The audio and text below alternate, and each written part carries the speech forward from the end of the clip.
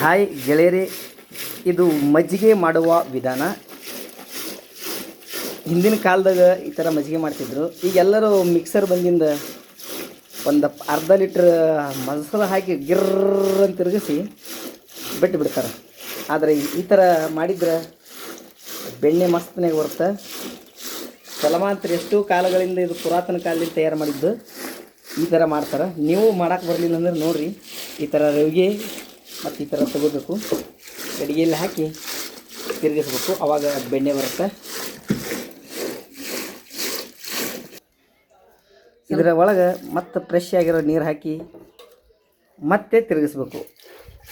ಇದು ಸತತವಾಗಿ 5 ನಿಮಿಷ ತಿರುಗಿಸಿ ಬಿಟ್ಟು ಸ್ವಲ್ಪ ಮತ್ತೆ ನೀರು ಹಾಕಿ ಮತ್ತೆ ತಿರುಗಿಸಿ ಮತ್ತೆ ನೀರು ಹಾಕಿ ಈ ಥರ ತಿರುಗಿಸಿದರೆ ತಾಯಂದಿರು ಹೆಣ್ಮಕ್ಳಿಗೂ ಕೂಡ ಇದು ಒಂದು ಥರ ವ್ಯಾಯಾಮ ಕೂಡ ಆಗುತ್ತೆ.